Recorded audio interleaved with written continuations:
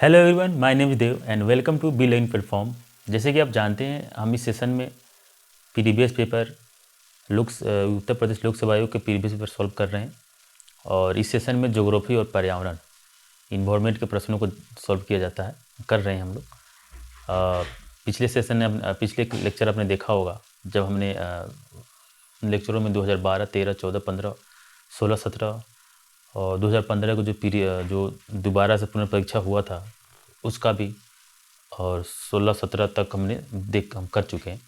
और इस सेशन में हम 2018 है ना 2018 के प्रश्नों को देखेंगे। और देखते हैं, स्टार्ट करते हैं। हमारा आज का पहला प्रश्न कौन सा है, देखते हैं।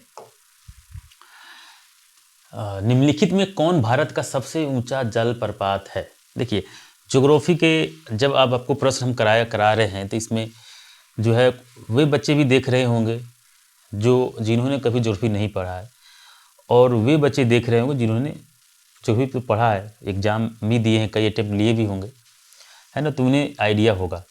जिन लोगों ने, जो विद्यार्थी अभी तक एग्ज़ाम नहीं दिया या अभी स्टार्टिंग किया है प्रिपरेशन करना, तो उसके लिए भी फ़ायदेमंद है, क्योंकि इसमें आपको सिर्फ प्रश्नों का आंसर नहीं बताते हैं हम, साथ साथ में आपको एक हल्का सा बेसिक भी बताने की कोशिश की जाती है कि आपको समझ में आ जाए, है ना। और जब आप प्रश्न पहले कर लेंगे, तो उसके बाद जब आप सॉल्व करेंगे, मतलब जब प्रश्न एक बार देख लेंगे, उसके बाद जब आप सिलेबस पढ़ेंगे, अपना जो नोट्स या बुक जो पढ़ेंगे, तो आपको याद आएगा कि हाँ, चीज़ें ऐसे प्रश्न थी। उसी हिसाब से आप चीज़ों को याद करेंगे, आपका दिमाग उसी हिसाब से कैच करेगा चीज़ों को, है ना। तो बाकी जहाँ पे आपको समस्या हो, प्रॉब्लम हो, कोई हो, तो आप हमें बताएं। देखते हैं ये प्रश्न क्या है। कि देखिए, है जलप्रपात क्या होता है ना। आपको डायोग्राम के साथ भी समझाने की कोशिश की जाती है। मैं कोशिश करता हूँ कि आपको समझ में आए। देखिए, जलप्रपात जो है, जलप्रपात होता क्या है? एक तरह से झरना। आपने कई बार मूवी में या एक्चुअल में जाके देखा होगा। मान लीजिए ये कोई है ना, ये कोई माउंटेन है, कोई माउंटेन है ये, है ना। और यहाँ से कोई नदी आ रही है, चलिए देख लेते हैं ना। ये नदी कोई बह के आ रही है यहाँ से, और अचानक से जब यहाँ पे इसको इतनी हाइट से नीचे जब ये नदी गिरती है ना, तो यहाँ पे एक ऐसे झरने की तरह आकृति का निर्माण होता है। एक झरने के रूप में दिखेगा वाटर। आपने देखा भी होगा मूवी वगैरह, या वैसे भी जाके आप कई जगहों पे, भारत के कई जगह जो पर्यटन स्थल है, उन स्थानों पे आपने जाके देखा होगा कि जब झरना जो यहाँ से जो पानी वाटर गिरता है, एक अलग ही खूबसूरत सा दृश्य दिखने को मिलता है। यही एक तरह से झरने के रूप में होता है ना। तो इसको कहते हैं जलप्रपात भी कहा जाता है, इसको झरना भी कहते हैं। तो इसमें पूछ रहा है कि सबसे ऊंचा जलप्रपात कौन सा है भारत में जो है ना। तो इसमें आपको देखिए, जितने भी है ये ऑप्शन दिए हुए हैं, इसमें जलप्रपात के नाम दिए गए हैं। जोग जलप्रपात, कुंचिकल जलप्रपात, राकिकम कुंड जलप्रपात, केवती जलप्रपात। तो एक तो देखिए, जब जो ज़्यादा इम्पोर्टेंट हमेशा एग्जाम में पूछा ही जाता है, जैसे कि बार बार पूछा जा रहा है, या करंट एक ही चीज़ बार बार अगर करंट में आ जाइए तो पूछा जाता है, या कभी करंट में जब ये रहा हो, 2018 में करंट में रहा, अभी 2022 हो गया, 4 साल बीत गए।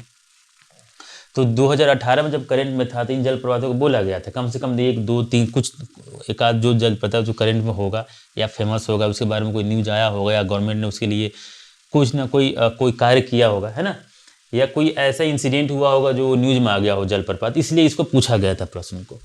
तो हम क्या करेंगे, इन प्रश्नों पे ज़्यादा ध्यान ना देकर हम क्या करेंगे कि इसमें एक बार देख लेंगे कि हाँ, हमें आइडिया रहे कि ठीक है कि ये जलप्रपात का क्या विशेषता है। जैसे कि भारत में सबसे ऊंचा जलप्रपात क्या है ना, सबसे बड़ा, सबसे ऊंचा, है ना, सबसे बड़ी नदी, सबसे लंबी नदी भारत की, विश्व की सबसे बड़ी नदी। तो ये तो कॉमन प्रश्न है ना। ये कॉमन प्रश्नों को तो हमें हमेशा से ही याद रखना है। इसके अलावा जब भी प्रश्न में आपको दिखे 3-4 ऑप्शन है, तो उसके बारे में थोड़ा थोड़ा आपको जो है ध्यान रखना है कि ये कौन सा, मतलब एक आइडिया आपको आ जाए कि जब ऑप्शन, ये होता क्या है कि जब एग्ज़ाम होता है प्रीलिम्स के, तो उसमें जो ऑप्शन में एग्जाम प्रश्न आते हैं तो आपको आंसर सामने दिखेगा, है ना। तो एक बार दो बार भी अगर पढ़े रहेंगे आप तो आपको याद आएगा चीज़ों को। तो देखिए, कुंचिकल जलप्रपात जो है भारत का सबसे ऊंचा झरना है, आपको ये याद रखने की चीज़ जरूरत ज़्यादा है, कुंचिकल जलप्रपात। बाकी का जो है थोड़ा थोड़ा आप देख लें। और कुंचिकल जलप्रपात जो है ये कर्नाटक के शिमोगा जिले में वाराही नदी द्वारा बनाया गया है। कर्नाटक में है कुंचिकल जलप्रपात और वाराही नदी पे है, ठीक है। जोग जलप्रपात देखते हैं क्या है, सरावती होनी चाहिए, सरावती नदी जो है द्वारा निर्मित शिमोगा जिले में भी है ये जलप्रपात, भी कर्नाटक में है। रकीम कुंड जलप्रपात जो है यह बिहार में स्थित है। रकीम कुंड जलप्रपात, जो बच्चे बिहार के लिए प्रिपेयर कर रहे हैं बीपीएससी के लिए, उनको ये ध्यान रखें, रकीम कुंड जलप्रपात यह बिहार में स्थित है। गया घाट नदी द्वारा निर्मित औसान नदी की एक सहायक नदी है। केवती जलप्रपात है, यह मध्य प्रदेश की रीवा जिले में है। यह टोंस नदी की सहायक नदी है। ठीक है, टोंस नदी आप जानते होंगे, टोन सोन ये तो गंगा की नदी ट्रिब्यूटरी हो गई, और टोंस नदी आप कमेंट करके बताया किसी ट्रिब्यूटरी है।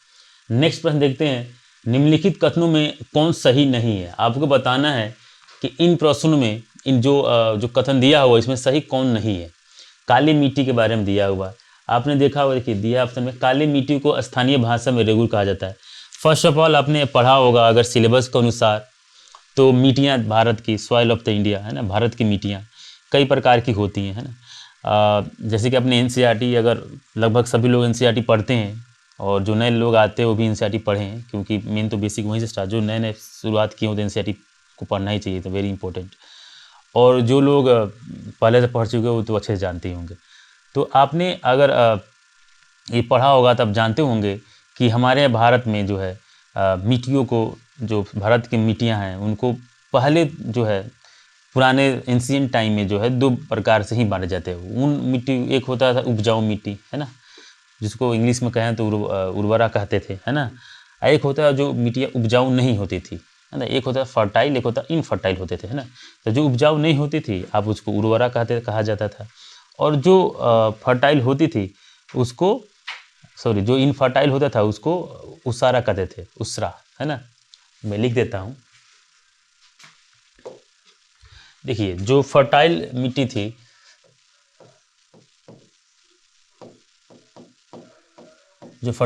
उसको कहते थे उर्वरा,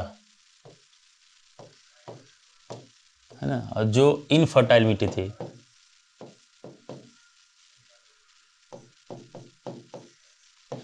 उसको कहते थे उसरा, है ना। आपको ये दिखेगा, वो जहाँ भी पढ़ेंगे, जिसमें नोट्स या बुक से पढ़ेंगे आपको मिलेगा यही चीज़। और ये फर्टाइल था, ये इनफर्टाइल था, मतलब कि यहाँ पे खेती वगैरह वेजिटेशन वगैरह के लिए महत्वपूर्ण है ये मिट्टियाँ थी।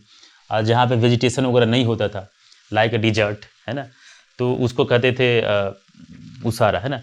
उसके बाद 1600 दशक के बाद से, 16वीं ईस्वी के बाद से मिट्टियों को जो है उनके गुणों के आधार पर बांटे गए, कलर के आधार पर बांटे गए। मतलब कुछ मिट्टियों में जो है उसकी अलग क्वालिटी है, उसके अलग गुण है, तो उसके आधार पर उसके नाम दिए गए। कुछ मिट्टियों का कलर अलग अलग है, जैसे कोई येलो सॉइल आपने पढ़ा होगा, रेड सॉइल पढ़ा होगा, है ना, ब्लैक सॉइल पढ़ा होगा, काली मिट्टी जिसके बारे में हम बात कर रहे हैं अभी, जो प्रश्न के बारे में हम प्रश्न लगाएंगे, तो इनके कलर के हिसाब से भी मिट्टियों को नाम दिया गया। तो लगभग देश में, भारत में लगभग मुख्यतः जो है 7 से 8 मिट्टियाँ हैं।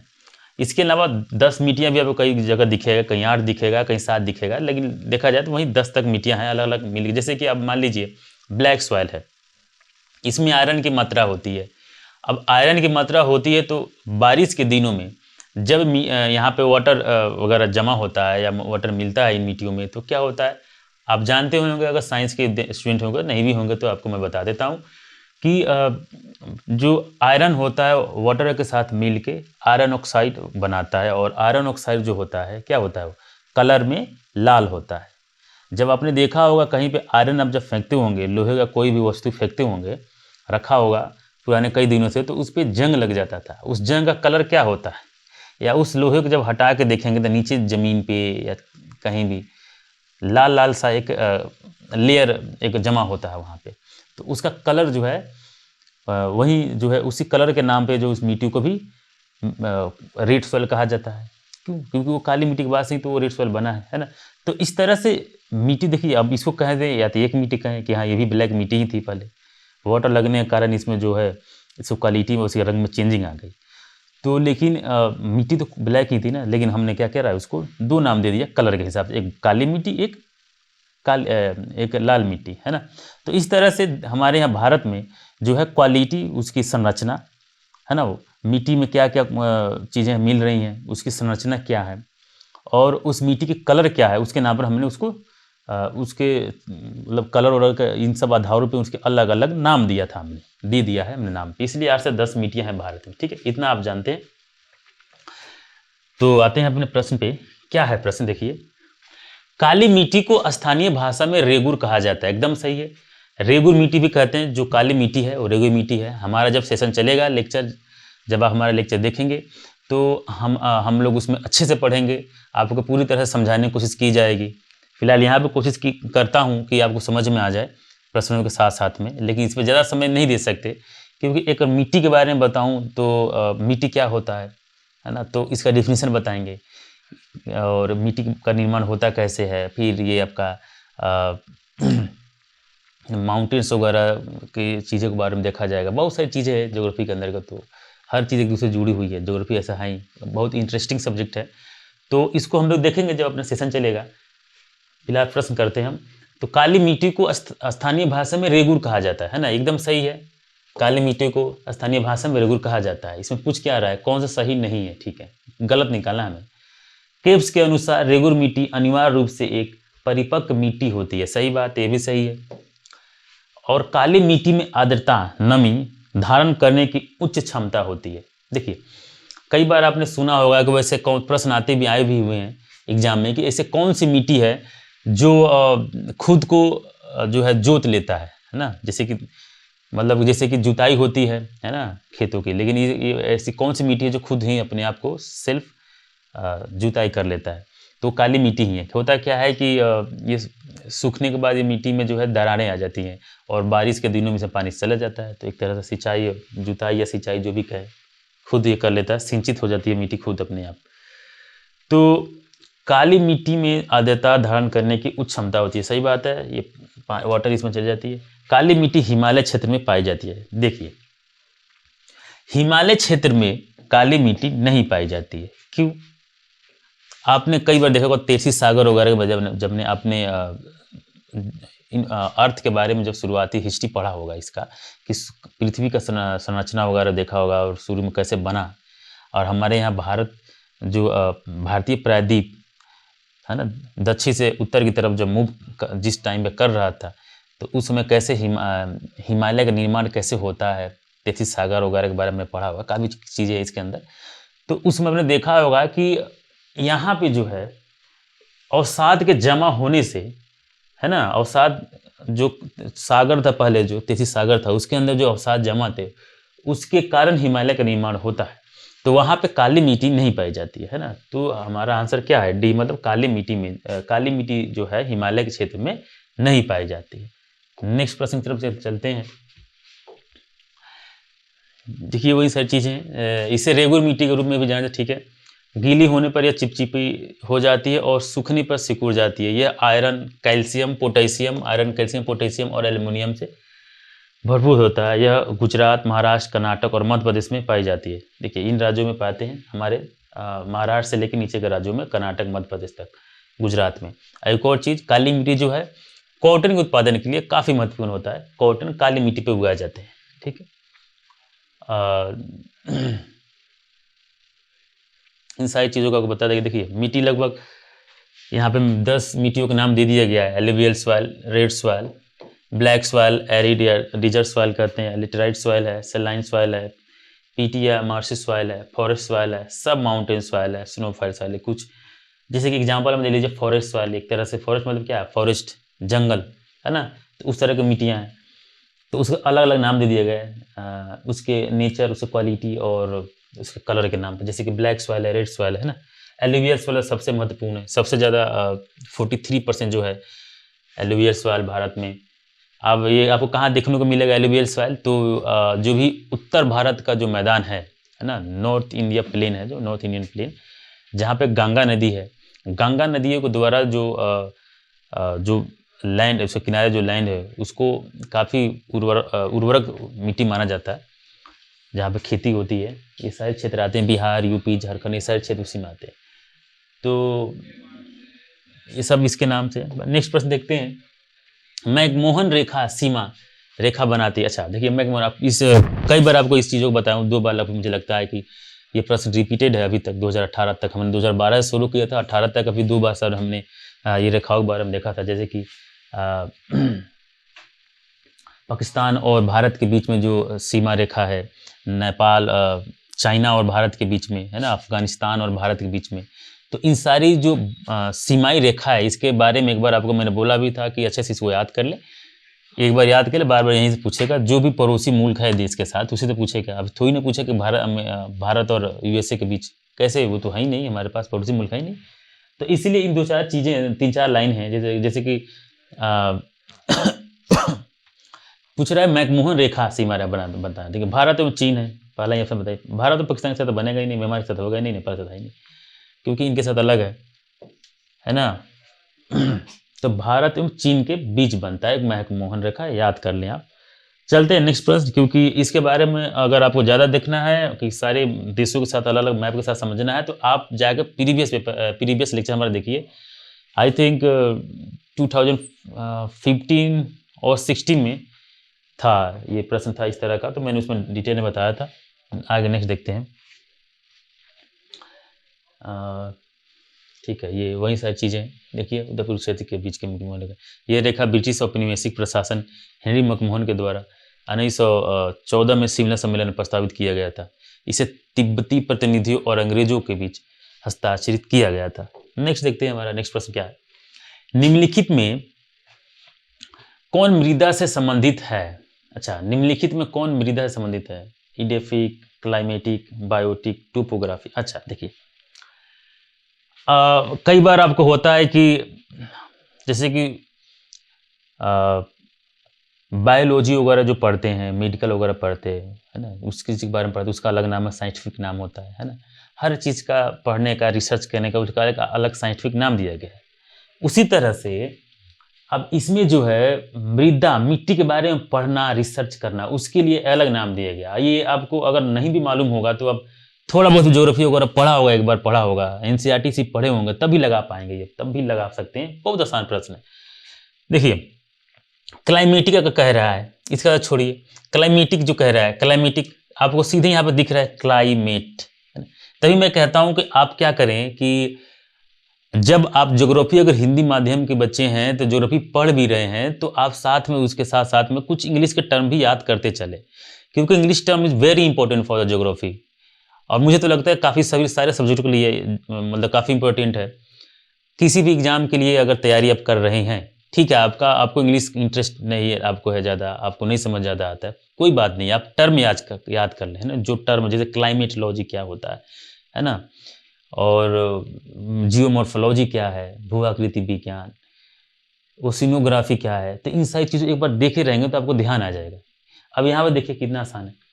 अगर जो थोड़ा बहुत भी अगर इंग्लिश का वगैरह सिर्फ वर्ड याद किया होता तो ऐसे ही प्रश्न लगा लेता हूँ।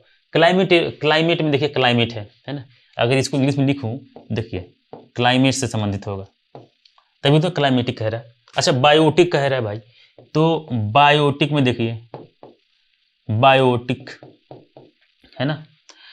और यहाँ पे देखिए टोपोग्राफी, लिखिए इसको, टोपोग्राफी है ना। तो टोपोग्राफी जब आप लिखेंगे, टोपोग्राफी किसके बारे में पढ़ते हैं, आप जान ही रहे हैं, जितनी मिट्टी उट्टियों के बारे में जब पढ़ा जाता है, रिसर्च किया जाता है, वही टोपोग्राफी होता है ना। तो सीधा हमारा आंसर मिलेगा, टोपोग्राफी से संबंधित है ना। देखते हैं नेक्स्ट प्रश्न। नेक्स्ट क्वेश्चन इज, यहाँ पर देख लीजिए, एडिफिक कारकों को अजैविक कारकों के रूप में परिभाषित किया जा सकता है, जो किसी विशेष क्षेत्र में मौजूद मिट्टी की भौतिक या रासायनिक संरचना को समझने में मदद करते हैं।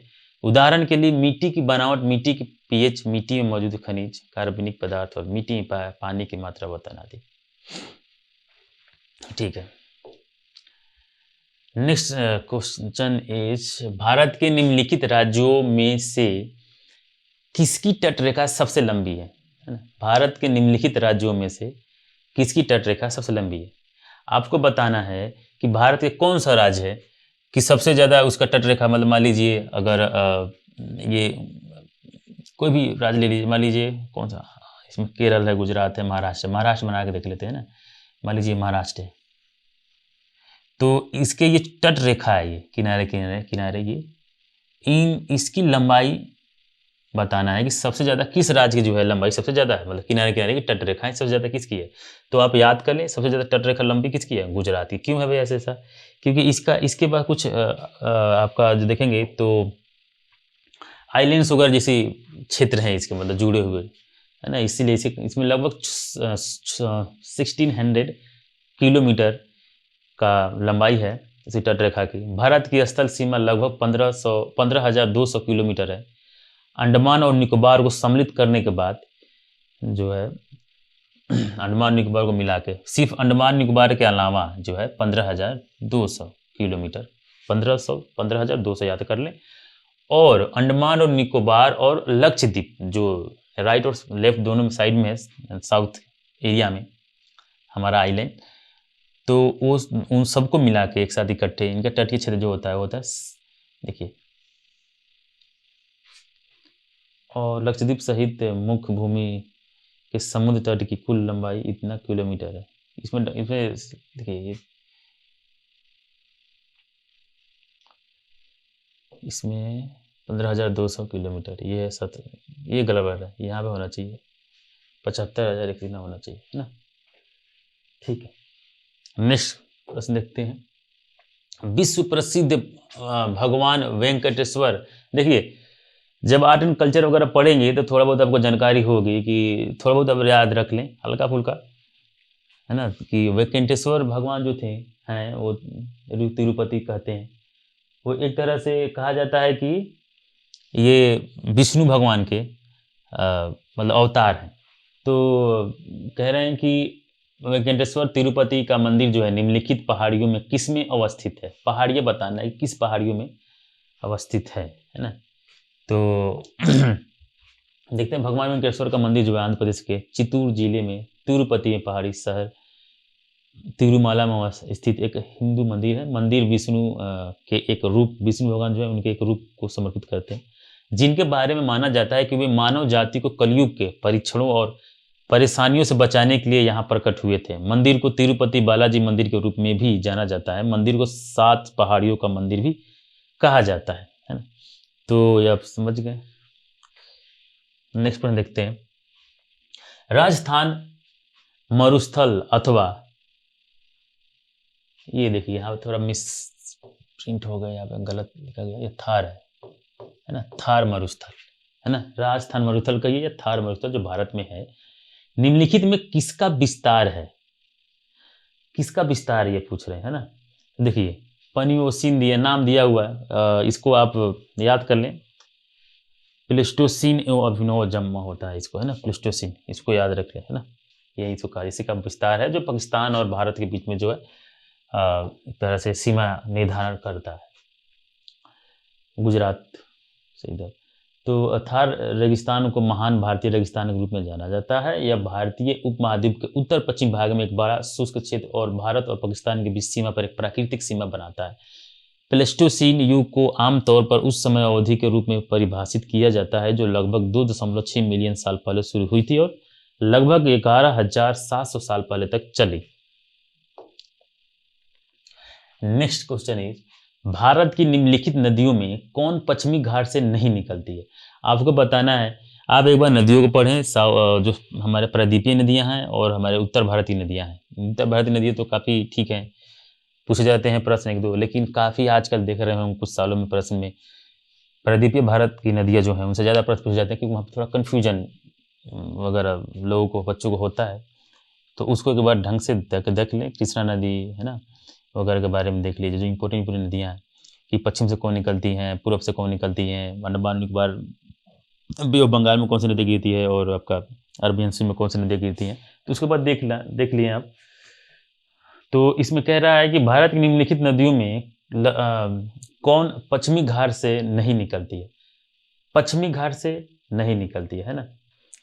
तो देखिए, गोदावरी है, कावेरी है, ताप्ती है, पश्चिमी घाट। एक मिनट रुक जाइए।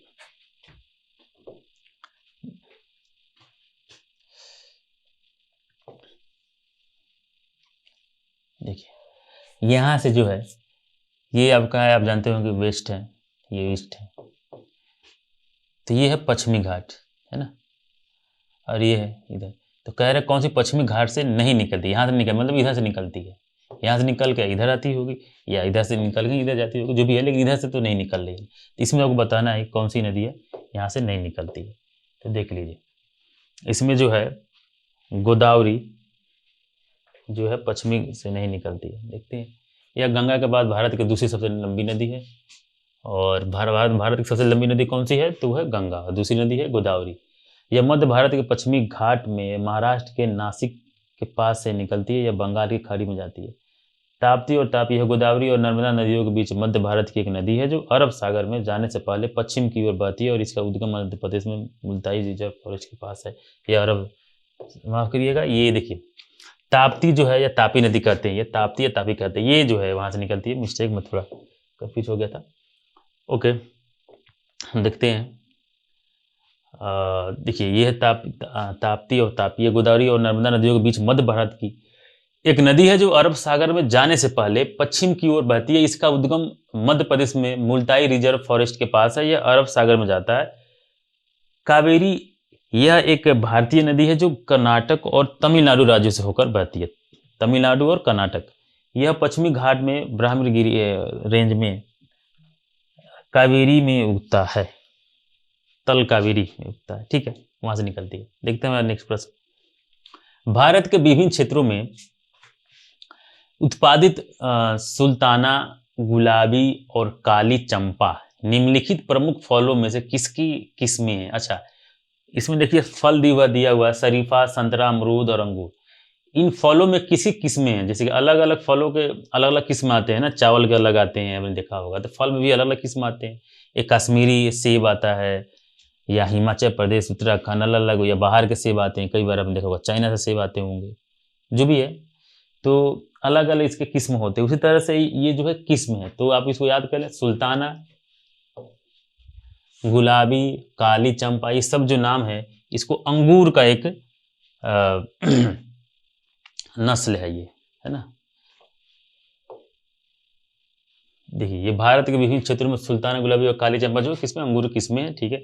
इसके बारे में बहुत सारी बातें हैं, कोई खास इंपॉर्टेंट नहीं है ना। तो इस बार अगर आप देख ही लीजिए, माना जाता है कि 1300 ईस्वी में फारस के आक्रमणकारियों द्वारा भारत के उत्तर में अंगूरों को पेश किया गया था। अंगूर भारत में 3 अलग अलग कृषि जलवायु क्षेत्रों में मिट्टी और जलवायु परिस्थितियों में उगाया जाता है, अर्थात भारत में उष्णकटिबंधीय,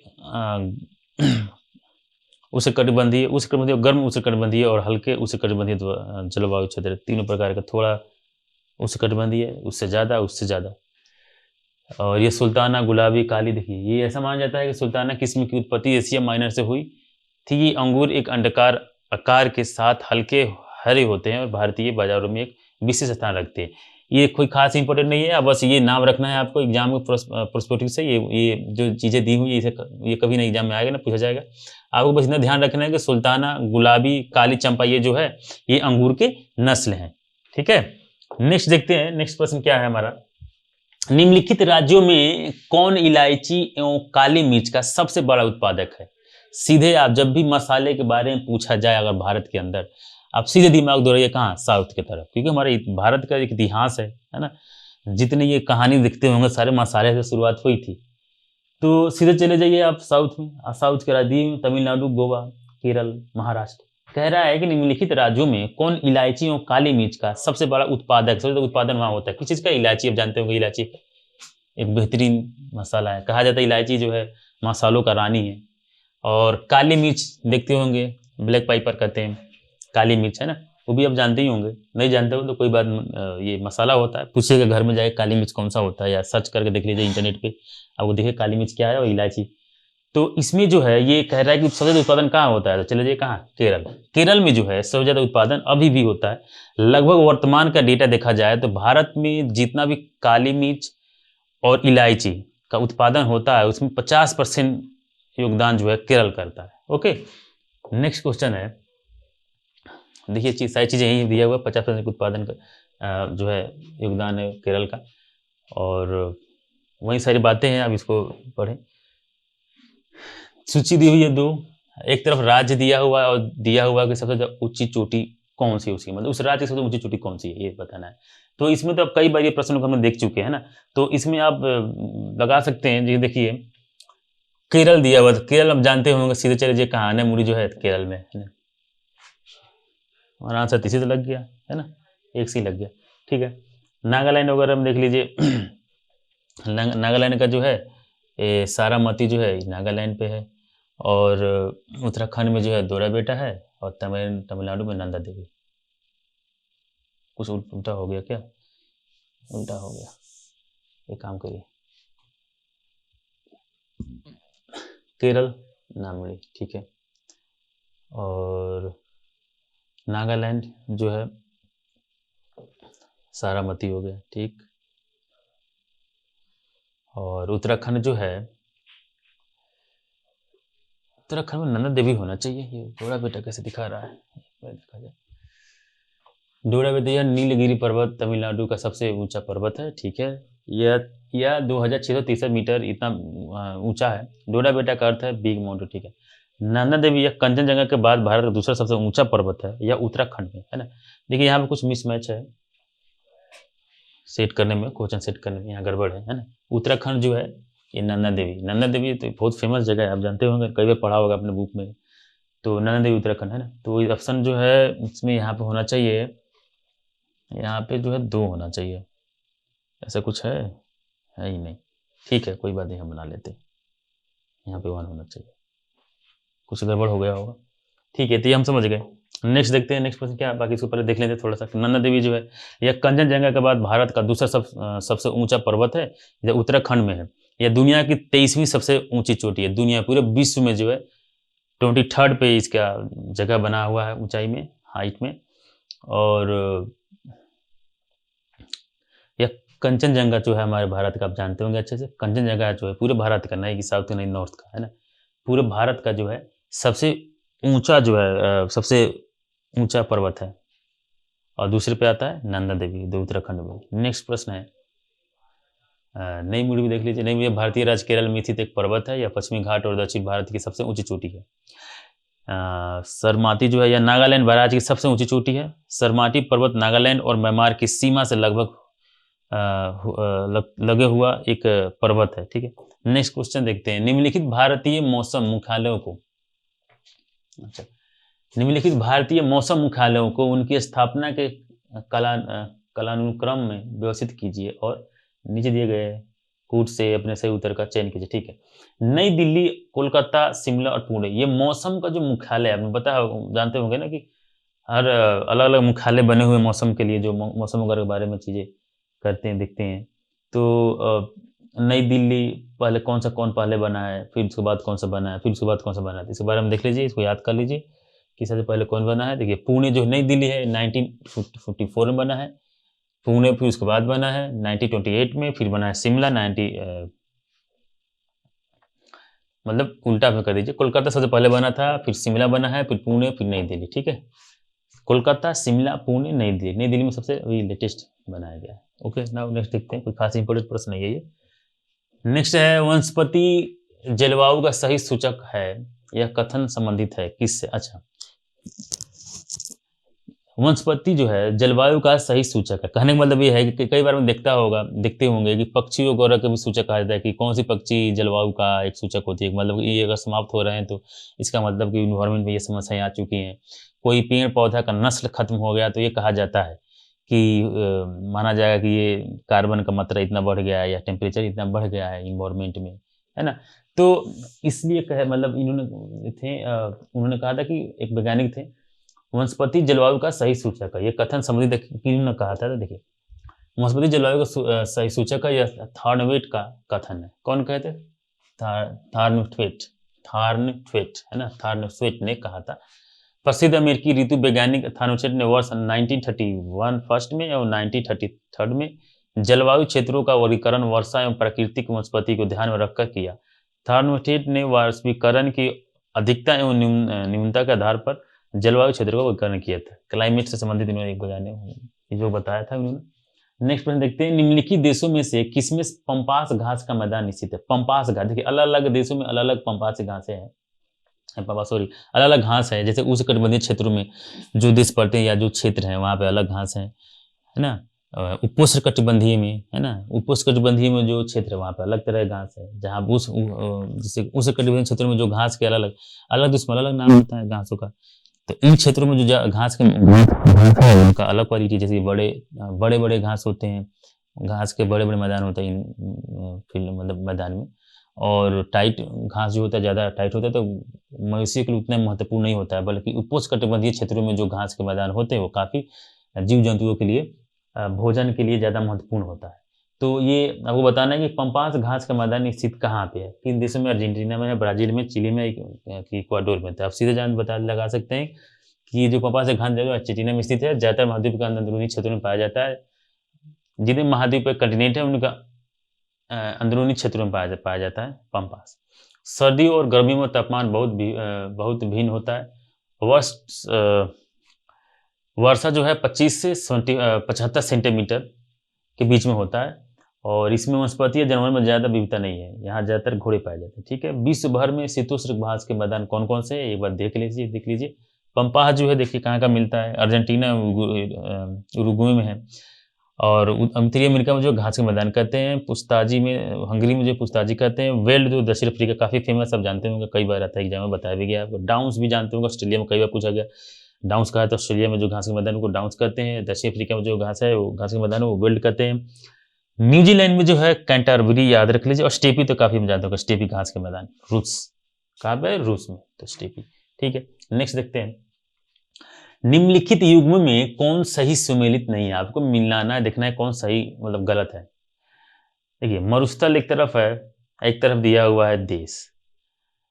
टकला कमान तो काफी इंपॉर्टेंट है, आप जानते ही होंगे, तो ये तो सही ही है, ये तो गलत हो ही नहीं सकता, है ना। तो चीन में है टकला कमान, कई बार आपने मतलब ये तो मतलब एक मजाक है, कई बार सुना होगा आपने ये प्रश्न, टकला मकान, तो ये तो चीन में है ना। और सोनोरन जो है संयुक्त राज्य अमेरिका में, यूएसए में है सोनोरन। ठीक है, कराकुम जो है तुर्कमेनिस्तान में है। ये जो है गिब्सन, ये ब्राजील में नहीं है ना, ये ब्राजील में नहीं है। ये जो है ऑस्ट्रेलिया में। कहाँ है? ऑस्ट्रेलिया में। ठीक है, नेक्स्ट देखते हैं। नेक्स्ट हमारा प्रश्न है, निम्नलिखित कॉफी उत्पादक देशों को उनके कॉफी उत्पादन को अवरोही क्रम में व्यवस्थित करें और निश्चित। ठीक है, देखिए कॉफी उत्पादन में कई बार आपको 3-4 बार हमने इस प्रश्नों को देखा है कि कॉफी उत्पादन में सबसे ज्यादा अग्रणी देश कौन सा है। भारत के अंदर भी कॉफी उत्पादन में कौन सा राज्य अग्रणी है ये भी आपको बताया गया। जैसे कि विश्व में जो है सबसे ज्यादा उत्पादन कहाँ होता है कॉफी का, तो आप जानते हैं ब्राजील है। तो सिंपल है प्रश्न, बहुत काफी ईजी है, आपको बताना है कौन पहले है फिर कौन बाद में, है ना। तो देखिए यहाँ पे जो है ब्राजील पहले है, सी, तो देख लीजिए सी लगाए, यहाँ पे 2 ऑप्शन दिया हुआ, सी और सी। उसके बाद स्थान है वियतनाम का, वियतनाम भी काफी देखिए सी और बी हो गया आंसर है। उसके बाद बाकी लगा लीजिए, डी बी हो गया आंसर। बाकी और देख लीजिए इसके बारे में। ब्राजील दुनिया का सबसे बड़ा कॉफी उत्पादक देश है और इसने इतना मीट्रिक टन कॉफी का उत्पादन किया था, काफी नंबर 1 पे आता है, नहीं ध्यान रखिए, डेटा याद करने की आवश्यकता नहीं है। ब्राजील कई वर्षों से सबसे बड़ा कॉफी उत्पादक है। वियतनाम कॉफी का दूसरा सबसे बड़ा उत्पादक है ना, बताए। तो वियतनाम दूसरे पे आता है, ब्राजील 1 पे, वियतनाम 2 पे। ठीक, इस कारण मतलब कॉफी उत्पादन में जो है भारत का स्थान क्या है? 7वां स्थान पे, है ना। आप देखेंगे पहले जो है ब्राजील है, फिर वियतनाम है, फिर कोलंबिया है। ब्राजील 1 पे आता है, फिर वियतनाम 2 पे, कोलंबिया 3, 4, इंडोनेशिया 4, इथियोपिया 5, 6, बाकी इतने देशों से हम पीछे हैं उत्पादन में, कॉफी के उत्पादन में, क्योंकि ये एक तरह से क्लाइमेट और ये क्लाइमेट पर डिपेंड करता है कि हमारे यहाँ की जो मिट्टी है और हमारे यहाँ का जो क्लाइमेट है वो उसके अनुरूप नहीं है, इसलिए हमारे यहाँ उतनी नहीं होती है कॉफी के उत्पादन। ठीक है, चलिए देखते हैं नेक्स्ट क्वेश्चन। स्वेज नहर काफी इंपॉर्टेंट एक तरह से देखा जाए तो इजी नहर है, काफी आपने सुना होगा इसके बारे में, स्वेज नहर के बारे में, है ना। स्वेज नहर जो है एक तरह से क्या है, मैन मेड है, मतलब मानवों द्वारा बनाया गया नहर है ना। मतलब बहुत सारे नहर जो है मानव में के द्वारा थोड़ी ना बनाए जाते हैं। नहर जो है आप जानते हैं नहर क्या होता है, कि जहाँ पे किसी क्षेत्र में, एक बड़े क्षेत्र में वाटर जब इकट्ठा होने लगता है तो उसको मतलब नदियों से जो अलग एक मतलब एक अलग, जैसे ट्रिब्यूटरी होती है नदियों के, अब वो नदियों के छोटा सा पार्ट में एक होके अलग ही पानी बह रहा होता है, इकट्ठा नहीं होता है, पानी बह रहा होता है, उसको नहर कहा जाता है। मतलब नदियों से निकल के जाता है वो, और वो कई कारणों चीज़ों में यूज किया जाता है, जैसे कि सिंचाई के लिए भी यूज किया जाता है या परिवहन के लिए भी यूज किया जा सकता है। तो उसी तरह से स्वेज नहर जो है ये लोगों द्वारा ह्यूमन द्वारा बनाया गया था। कह रहा है कि स्वेज नहर के बन जाने के पश्चात भारत और यूरोप के मध्य की समुद्री दूरी में कितनी कमी आई। अच्छा देखिए, पहले जो है भारत और बाकी यूरोपीय देशों के बीच जो है, जो मतलब भारत और यूरोपीय देशों के बीच में जो जब स्वेज नहर नहीं था तो काफी, एक बार आप मैप देख लीजिए, यही बताया था। देखिए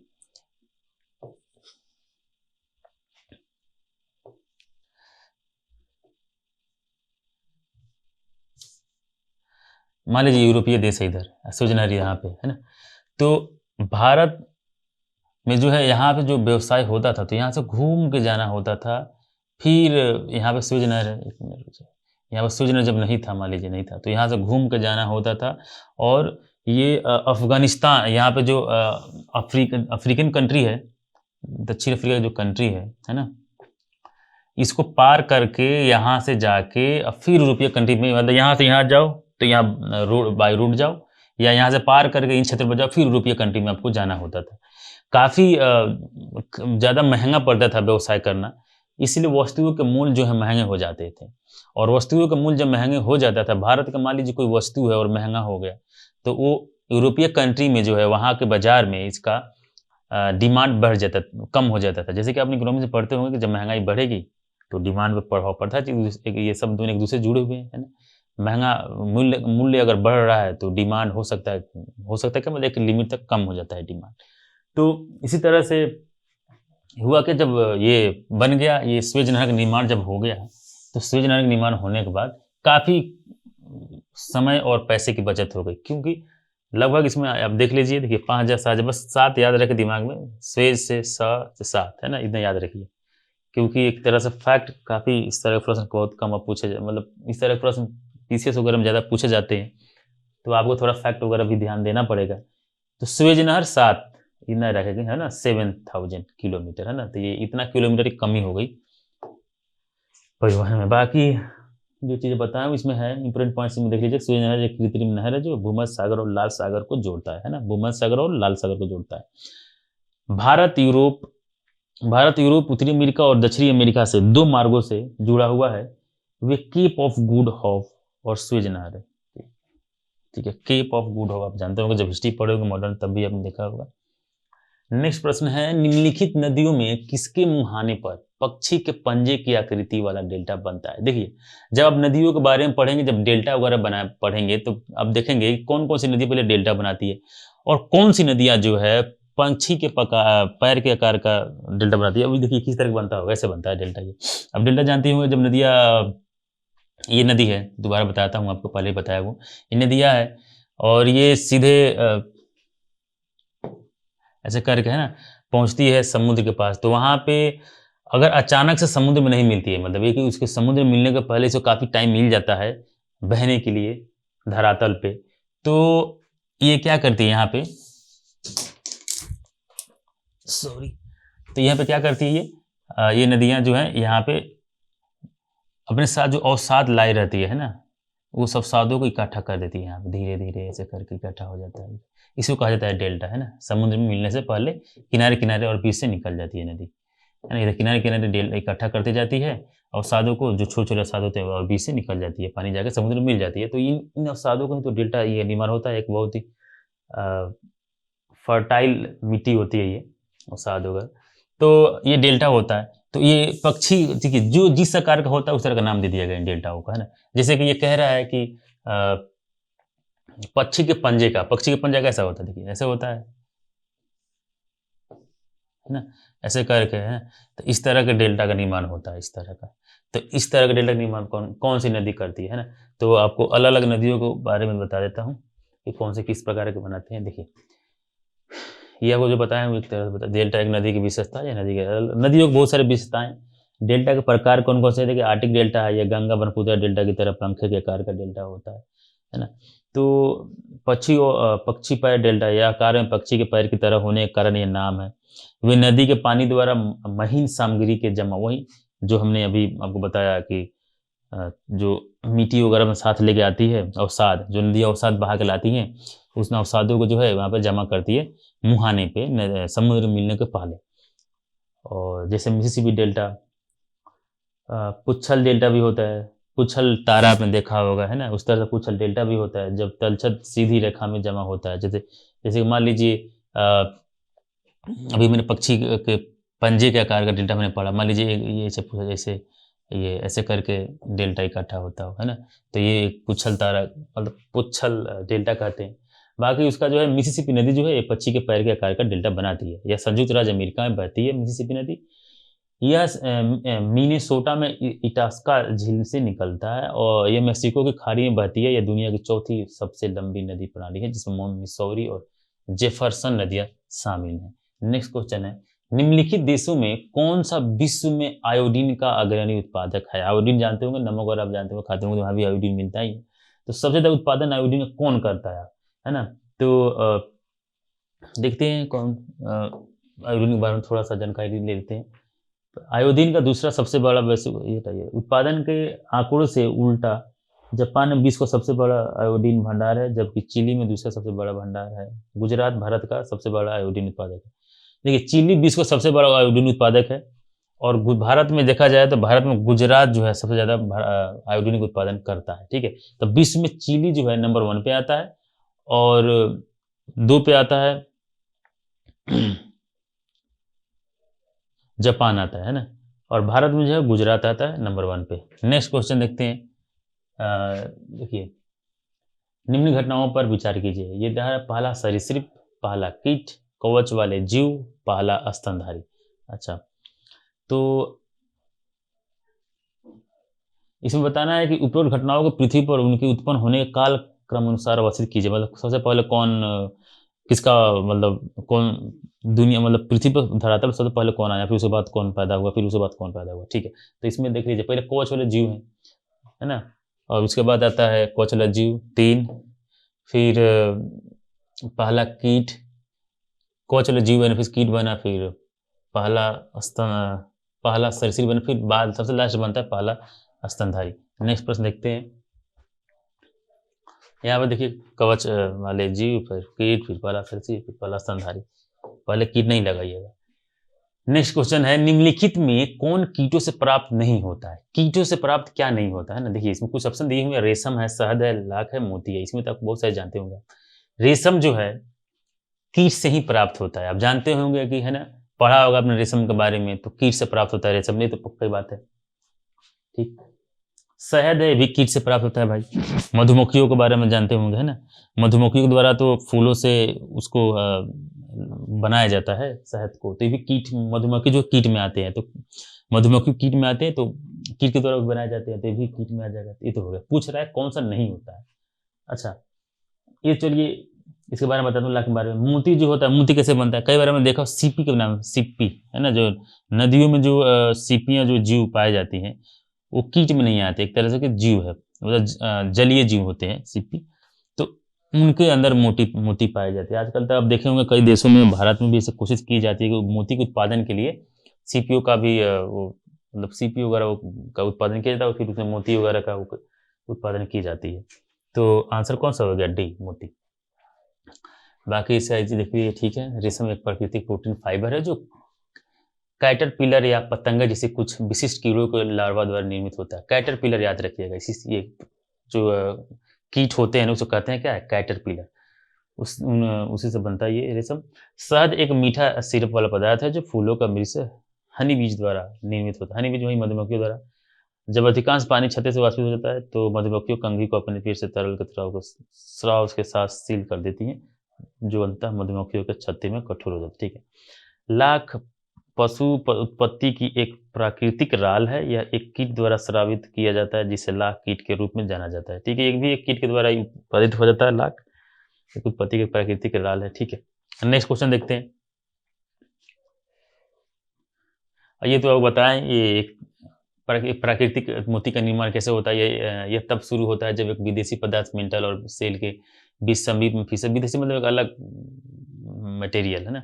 बीसी में सिप जो होता है, सीपी वही सिप में फिसल जाता है, जिसमें मेंटल पर सिप पर कीरच का बनने जैसा है। सिप की प्राकृतिक प्रतिक्रिया को स्वयं को बचाने के लिए उस पर कोप को ढकना है। मेंटल एक ही नाइक्रे पदार्थ की परतों के साथ प्रकोपक को ढकता है, जिसका उपयोग सेल बनाने के लिए किया जाता है या अंततः एक मोती बनाता है। ठीक है, ये प्रोसेस प्रक्रिया है, नहीं समझ में आता है कोई बात नहीं। आप इतना ध्यान रखें कि जो प्राकृतिक मोती जो बनता है वो किस सिप से बनता है, या सीपी कहते हैं हम लोग, मतलब लैंग्वेज में, नॉर्मल लैंग्वेज में, बोलचाल की लैंग्वेज में। ठीक है, नेक्स्ट क्वेश्चन देखते हैं। निम्नलिखित ग्रहों में कौन जीवन के अस्तित्व के लिए उपयुक्त हो सकता है। ये तो काफी आप जानते होंगे, अभी तो कई बार सारे देशों ने कई तरह मंगल ग्रह वगैरह उस पर जो है कई तरह के सेटेलाइट वगैरह कोशिश कर रहे हैं कि वहाँ पे ह्यूमन को भेजने के लिए।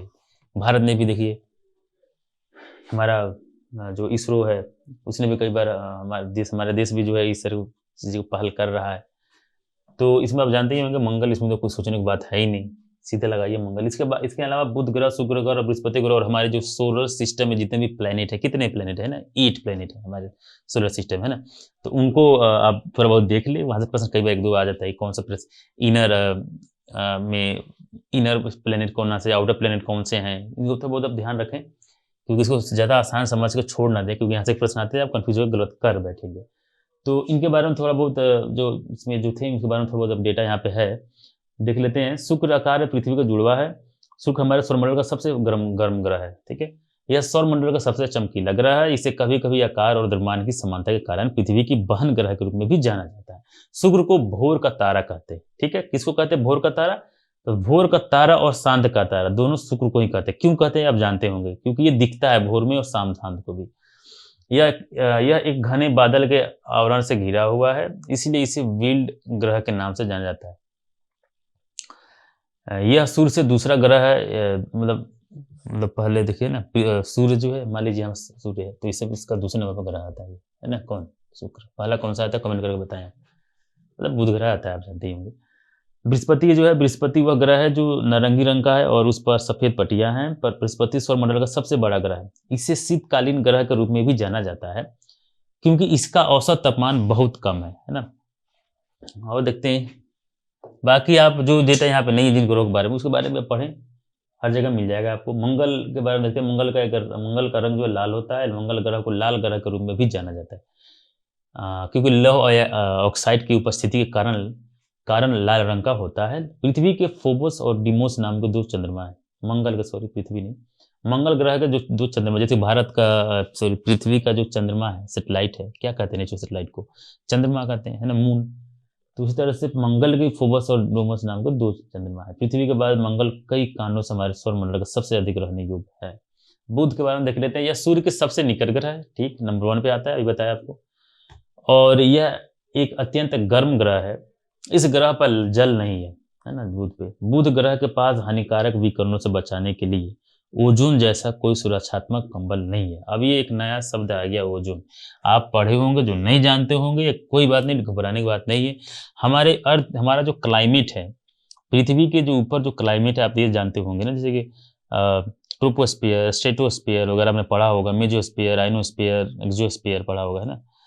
तो इन स्फीयरों में भी ये स्फीयर जो बने हुए वातावरण के स्फीयर है, तो इस तरह से नीचे है, पहला ट्रोपोस्फीयर, दूसरा स्ट्रेटोस्फीयर। तो स्ट्रेटोस्फीयर में जो है एक लेयर है, ऑक्सीजन का, मतलब ओजोन का एक लेयर। ओजोन किसको कहा जाता है, O3। देखिए, ऑक्सीजन ही तो 3 मोलिक्यूल मिलता है, तो होता है O3। ठीक है, तो O3 जो है ओजोन कहते हैं। इसका एक लेयर बना हुआ है, जो कहाँ पे है, स्ट्रेटोस्फीयर में। और वो जो है सन से आने वाली अल्ट्रावायलेट रेडिएशन को रोकता है और हमें सुरक्षा प्रदान करता है। उस तरह का सूर्यात्मक कोई लेयर नहीं है कहाँ पे, बुध में। इसके अलावा देखिए यह सौरमंडल का सबसे छोटा ग्रह है और इसमें लगभग 88 पृथ्वी दिनों की परिक्रमा की सबसे छोटी आकृति है। देखिए ये हमारा यही इतने प्रश्न थे। आज के लिए इतना ही, मिलते हैं नेक्स्ट क्लास सेशन में 2019 जो क्वेश्चन पेपर है उसके प्रश्नों के साथ। Thank you.